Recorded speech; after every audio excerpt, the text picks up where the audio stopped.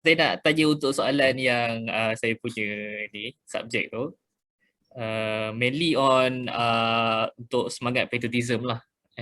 Okay, soalan soalan Okey. soalan pertama ni uh, bagaimana Prof melihat kepentingan penerapan semangat patriotism dalam kalangan masyarakat dan pelajar khususnya?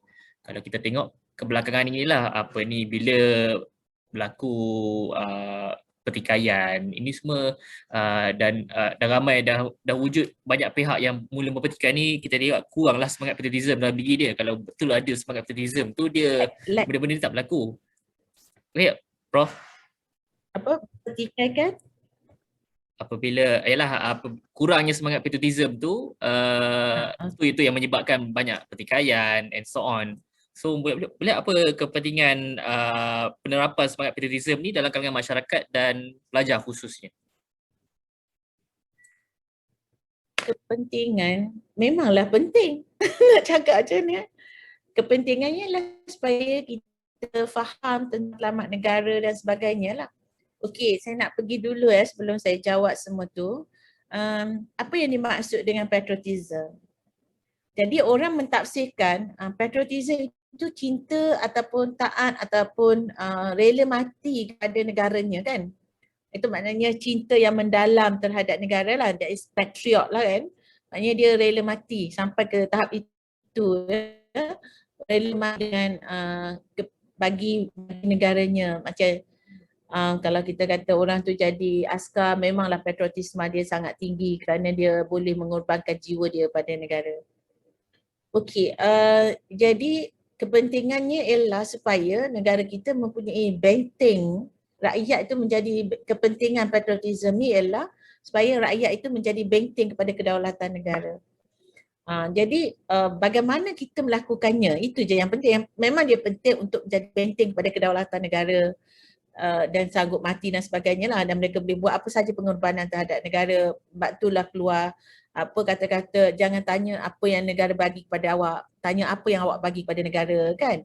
Itu yang keluarnya. Lepas tu orang kata cintakan kepada tanah air itu adalah satu sebahagian daripada iman dan sebagainya dari konteks kepercayaan agama. Jadi itu kita nampak penting. Kenapa kita perlu cinta kepada negara kita? Kenapa kita perlu cinta kepada negara kita?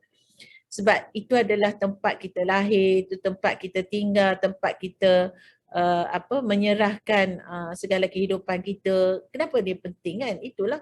Jadi kepentingan patriotisme ini supaya kita rakyatnya dapat menjaga kedaulatan negara. Itu yang penting. Yang keduanya, dari macam mana dia nak jaga tu terserahlah kan. Belajar, kalau pelajar belajarlah betul-betul. Kalau bekerja, bekerjalah betul-betul. Apa pangkat sekalipun, bawalah negara ini dengan nama yang elok, nama yang baik, jaga reputasi dan sebagainya. Soalannya mungkinlah kenapa ia kurang sekarang?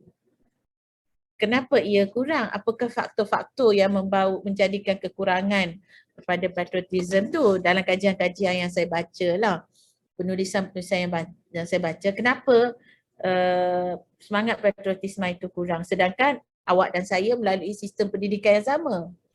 Kenapa awak kurang, saya banyak, atau saya banyak, saya kurang, awak sikit? Sedangkan sama. Jadi bila saya nilai ni, saya tengoklah pertama sistem pendidikan kita.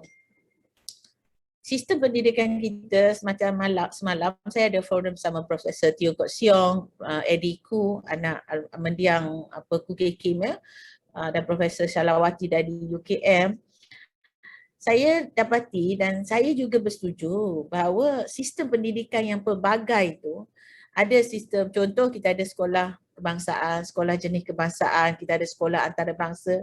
Sekolah antarabangsa ni pula ramai dah yang urban ni kan, yang orang-orang bandar ni mahu hantar anak dia ke sekolah antarabangsa. Kerana apa? Kerana gurunya bagus bercakap bahasa Inggeris, mereka mandang rendah kepada bahasa Melayu. Kalau anak dia tak boleh cakap bahasa Inggeris, dia rasa kekurangan apabila dia mingle dengan kelompok-kelompok elit dan sebagainya. Sekolah-sekolah vernacular yang lain seperti sekolah Arab, sekolah Tafiz dan sebagainya, banyak di sekolah kita sistem tu. Dia tidak ada satu sekolah yang banyak macam kalau kita dekat kampus, kita ada Universiti Islam Antarabangsa, tapi kita banyak fakulti. Kan? Tapi mempunyai prinsip yang sama, satu falsafah. negara tapi dalam sistem pendidikan kita banyak jenis sekolah. Jadi tak ada kesatuan. Jadi rakyat kita ni diberikan peluang yang begitu luas, kebebasan yang begitu banyak untuk memilih sekolah. Kalau saya orang Melayu, saya nak hantar sekolah jenis kebangsaan Tamil pun boleh. Saya nak hantar sekolah jenis kebangsaan Cina pun boleh. Jadi kita terlalu luas. Jadi di situ dia boleh mendatangkan ataupun pada pandangan Profesor Teo Kok Siong lah, dia kata yang kita tanam itu adalah tiadanya perpaduan. Maka kita tidak akan mencapai perpaduan itu. Kita tuai apa yang kita tanam, kata dia. Kan?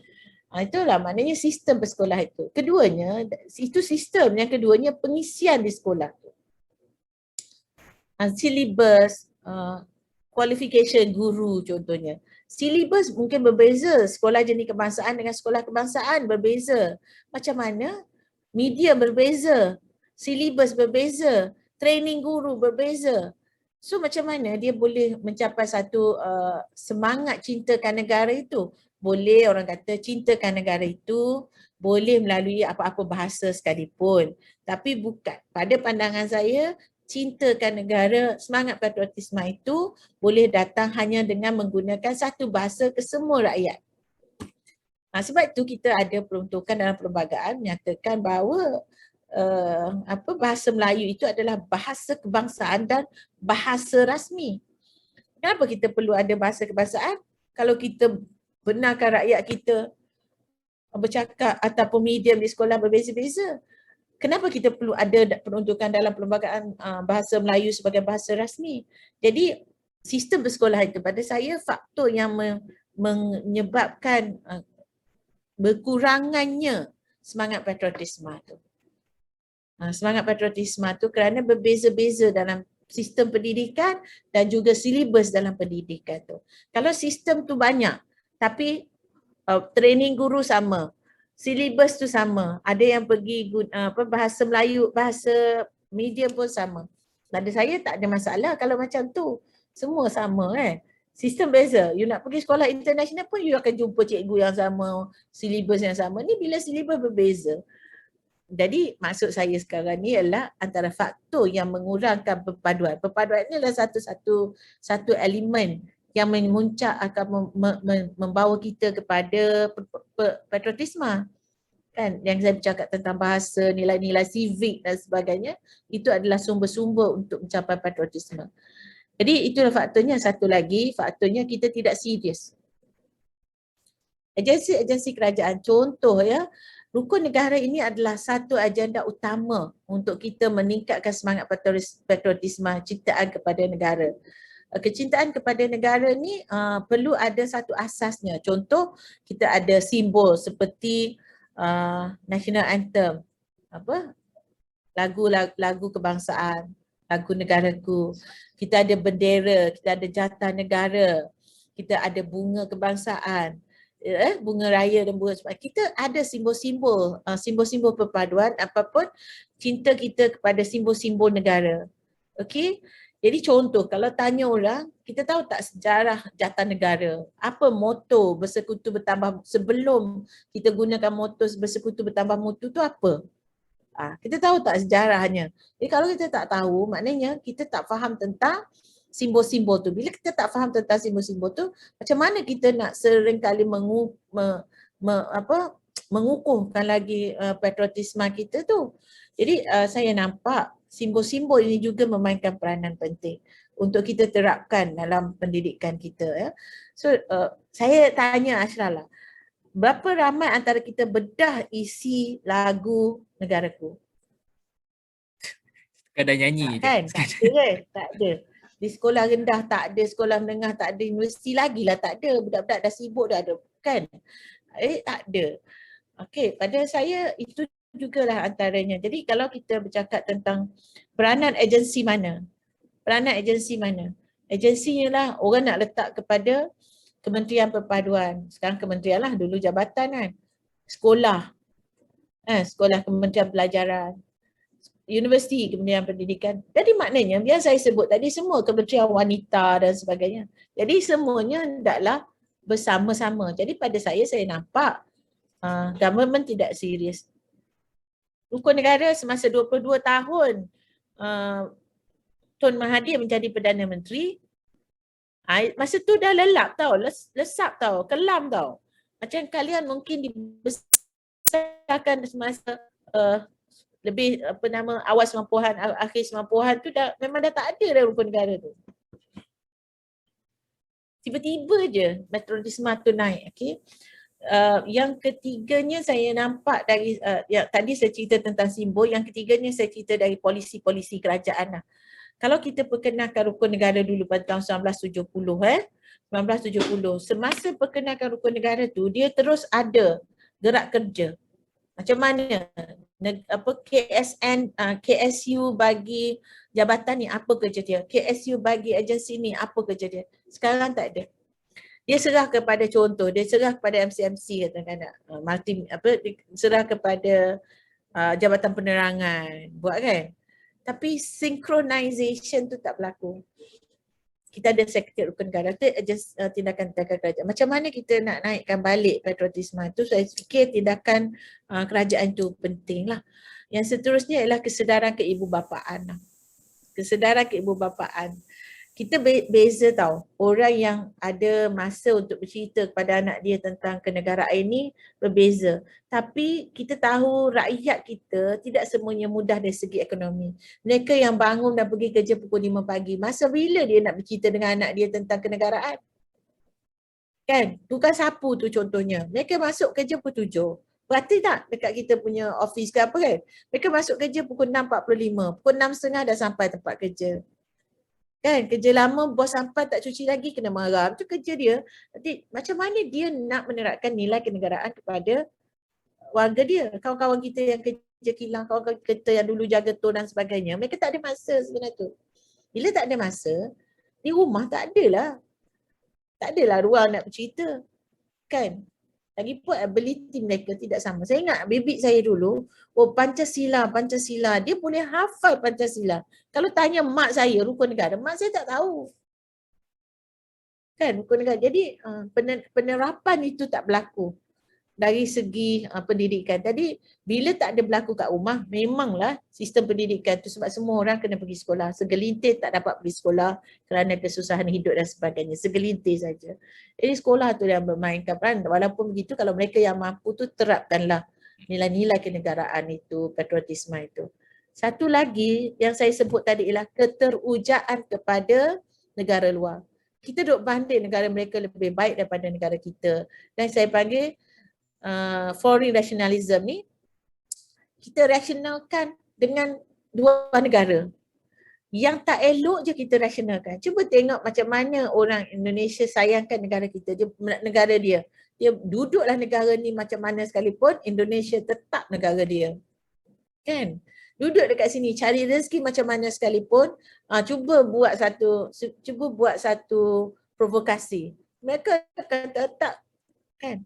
Jadi saya nampaklah tindakan yang pentingnya ialah tindakan kerajaan untuk meneruskan mengukuhkan lagi semangat patriotisme tu.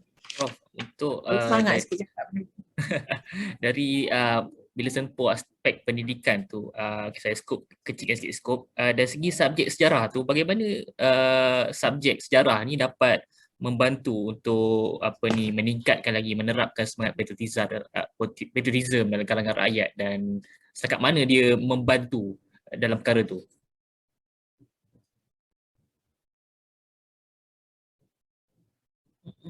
Betul lah, orang kata kita belajar dari sejarah, dan saya katakan sejarah itu sekolah.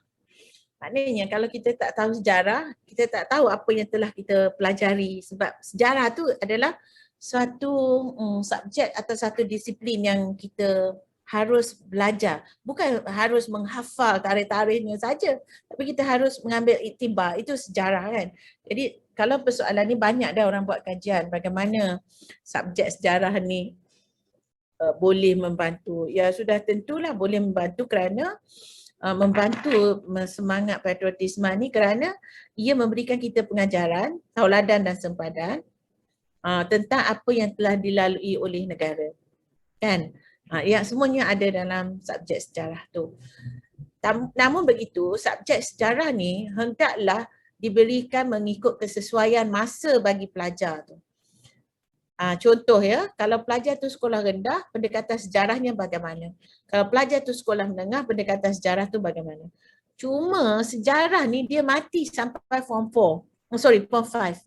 Tingkatan 5 je. Habis dah subjek sejarah. Kan? Sekejap ya Ashraf.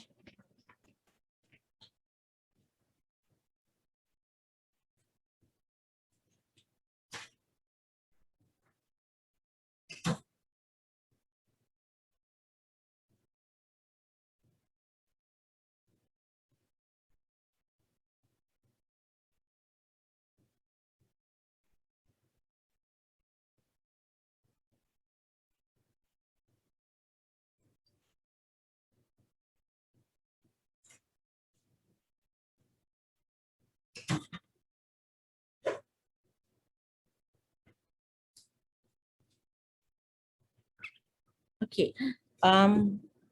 Dari segi itu kita tahu bahawa macam mana sejarah itu disesuaikan dengan pelajar tu. Bila form 4, form 5, itu adalah satu saat yang sangat genting apabila kita membentuk minda pelajar tu. Jadi pendidikan sejarah ni sebenarnya dari segi silibus lah. Kita boleh berubah-ubah ikut masa ya dan juga ikut pelajar tu. Pokok saya tadi jelas ya, sejarah itu boleh membantu kita untuk mengukuhkan semangat patriotisme. Dan bagaimana ia dilakukan? Jawapan saya ialah ia hendaklah bersesuaian dengan pembesaran rakyat tu. Dan kalau sekolah rendah macam mana, sekolah menengah macam mana ya. Satu lagi, silibus sejarah tu. Silibus sejarah tu, sejarah ni sesuatu yang berevolusi tau, sejarah ni. Kenapa sejarah tu berevolusi? Yang kita maklum bahawa macam saya sendiri, saya buat sejarah perlembagaan contohnya ya. Ada kalanya sejarah ni kita berpandukan kepada dokumen ya. Dokumen ataupun artifak lah kan. Jadi semasa kajian pada tahun 2000 contohnya, dokumen tu kita tak jumpa lagi. Pada tahun 2008 baru kita jumpa. Gap masa dah 8 tahun ya. Jadi temuan-temuan terbaru itu menunjukkan sejarah itu berevolusi. Jadi buku teks sejarah tu perlulah berubah dari masa ke semasa. Tapi kita sebenarnya buat buku teks 10 tahun setiap kali. 10 tahun kita ubah. Dulu KBSM buatlah pada tahun 2010 contohnya ya. Jadi 2020 ada buku baru untuk tingkatan 4. 2020 budak tingkatan 4 yang guna buku baru ni dia akan guna buku baru untuk form 5. Jadi dia berevolusi. Jadi apa yang saya nampak sekarang ni, orang Malaysia mempersoalkan silibus sejarah tu sendiri kan. Dulu tak suka dengan tingkatan 4 dan sebagainya, buku baca tak hal-hal berkaitan dengan komentar-komentar kata mengangkat komunis dan sebagainya, buku tingkatan 4. Bila fakta sejarah tu berubah, orang yang belajar sejarah 40 tahun lepas, dia tak buat kajian. Jadi orang yang buat buku teks, dia buat kajian. Bila benda tu berubah, buku teks berubah, jadi orang yang mengaji sejarah dulu, dia lihat dia pada masa dia dulu. Ini yang menimbulkan masyarakat Malaysia, sejarah itu kadang-kadangnya dibaca kefahaman seseorang, bukan kefahaman kerajaan. Jadi pada saya, pendekatan yang kita perlu buat dalam pendidikan sejarah ini adalah sejarah untuk mengangkat jati diri masyarakat, bukan untuk memenangkan di sekolah rendah, sekolah menengah lah. Sekolah menengah ni untuk menanamkan jati diri kepada kecintaan kepada rakyat, bukan saja untuk mendedahkan mereka kepada fakta-fakta tertentu dalam sejarah, tetapi penekanan ialah jati diri. Kita perlu indoktrinasikan murid-murid kita dengan setengah-setengah fakta sejarah. Kalau mereka nak dalam besok, mereka pergilah peringkat universiti bila mereka dah matang nanti. Masya Allah orang kita nak suruh anak-anak kita matang dengan fakta sejarah yang sepatutnya belajar dalam fakulti sejarah atau jabatan sejarah di peringkat universiti. Itu masalah kita. Jadi yang pentingnya saya fikir itu isu lain sebenarnya. Tapi saya suarakan ni, Ashraf, kebetulan saya juga adalah panel pakar rujuk bagi buat buku teks sejarah. Maknanya saya buat buku teks tingkatan 5, saya buat buku teks tingkatan 4. Jadi kita tahu apa yang berevolusi. Walaupun saya bukan orang sejarah, tapi saya buat sejarah perlembagaan. Jadi bila kita nak masuk silibus tentang Raja Berperlembagaan contohnya, dalam buku teks sejarah tingkatan 5 yang sekarang, saya cadangkan Ashraf beli satu kopi, tengok apa yang ada dalam buku teks sejarah, berevolusi. Sejarah untuk tingkatan 5 ialah sejarah Malaysia selepas 1957. Sejarah tingkatan 4 sampailah tahun dari 1948, 1946 sampailah tahun 1957. Kita guna kronologi dan tematik sama sekali cara kita belajar sejarah. Jadi sejarah itu sebenarnya memperkenalkan diri kita kepada apa yang telah dilalui oleh negara dalam bentuk patriotisme. Bukan dalam bentuk mengajar sejarah sebagai mengajar sejarah semata-mata. Sebab disiplin sejarah dan orang sejarah akan marah cakap macam ni tau.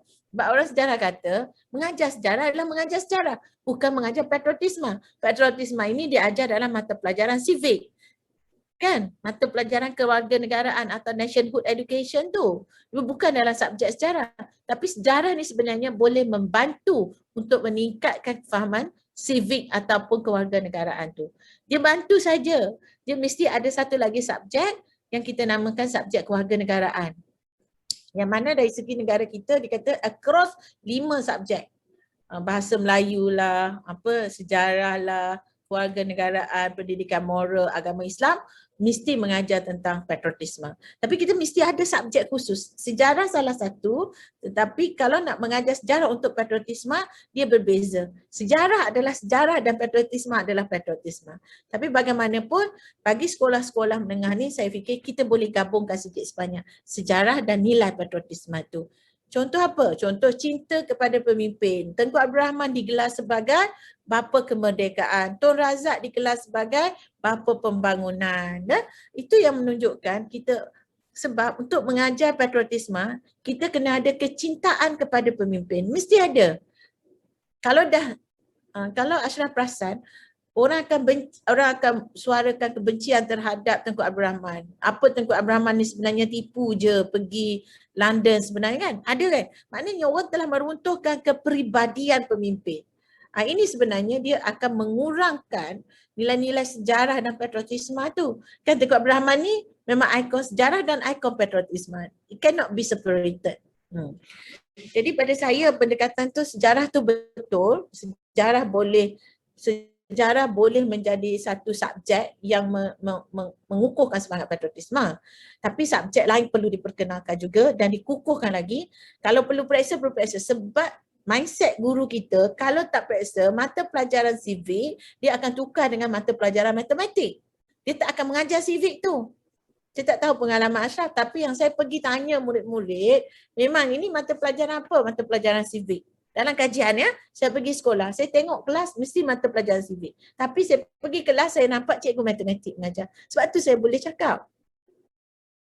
Satu lagi, polisi negara mereka tidak mengukuhkan pendidikan sejarah. Semasa pemerintahan Tun Mahathir, dia hapuskan semua fakulti sejarah.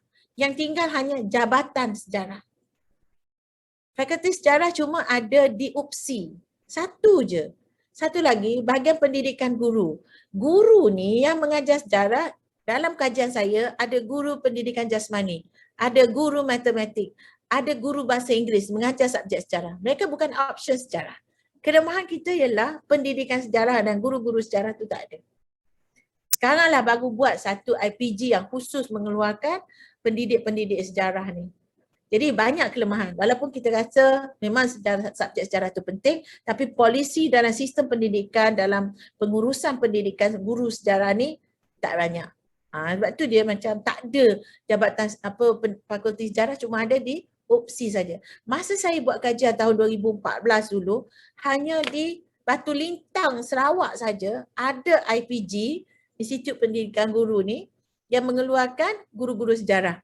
Itu je. 26 orang setiap tahun. Bayangkan nak cater seluruh Malaysia, macam cukup, tak ada cukup.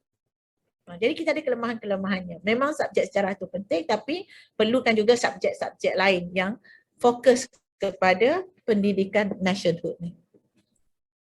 Okey, betul. Yang subjek saya buat ni pun subjek nationhood lah. Untuk yang ni. Ya, nationhood education. Ya. Betul. Tapi tu dari sejarah segi part of the nationhood. Tapi kalau tengok di negara-negara membangun yang lain macam like. like. Tak ada yang okay. Tapi itulah kalau kita tengok dari segi tenaga pakar pun, yalah macam Prof sebut tadi, guru yang spesifik macam bidang dia tu kebanyakan dia main tangkap muat lah, cikgu yang ajar matematik, Betul kan? dia suruh ajar betul itu memang kan? berlaku. So memang tak ada guru sejarah. Dan kita tak ada guru option sejarah. Bila tak ada option sejarah, tak ada kepakaran. Sebab tu sejarah tak jadi menarik, pelajar tak mau baca. Sejarah ni pula subjek membaca. Lepas tu masyarakat sekarang kata orang tak, kata budak-budak tak minat sejarah. Tapi sebenarnya saya fikir budak ni dia ikut cikgu tau. Betul. Cikgu tu menarik. Kita lalui kan sekolah kan. Kalau cikgu tu best, kita mesti tak keluar pintu belakang lah. Kalau boys, subjek dia tak suka tu keluar pintu belakang kan. Semangat, betul. Dia semangat nak tunggu cikgu dia tu. Tengok cikgu yang mengajar tu. Betul. Nationhood education ni siapa pakar dia? You dalam bidang tu tahu Ashraf, tapi you termangu-mangu cari siapa pakar nationhood education. Tak ada kat Malaysia ni. Nationhood education ni macam tidak ke depan kan?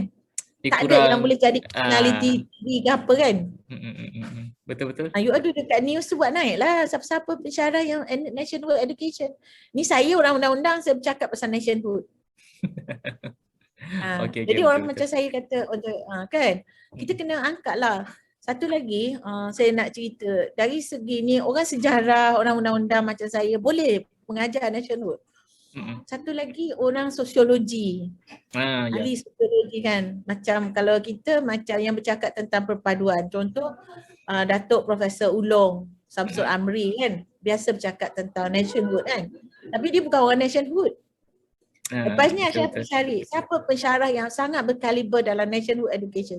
Tak ada yang terkenal. Cuma kita orang akademik kenal. Yalah, sesama tu tahulah, sama pensyarah, sama akademik dia tahulah. Kita orang luar ni dia tak ada yang highlight. Maknanya media tak angkat dia. Media tak angkat nationhood education ni. Nationhood education ni saya sebut, saya dekat UiTM sekarang. Saya selalu kata education for the nation ya. Maknanya pendidikan kita untuk bangsa kita, untuk bangsa Malaysia kita lah. Kalau dalam konteks UiTM, bangsa Melayu lah. Ya. Bangsa Melayu dan Bumi Putera lah. Education for the nation. Tapi siapa yang bercakap pasal nationhood education dekat UiTM tu? Even dekat UiTM pun tak ada, Syah.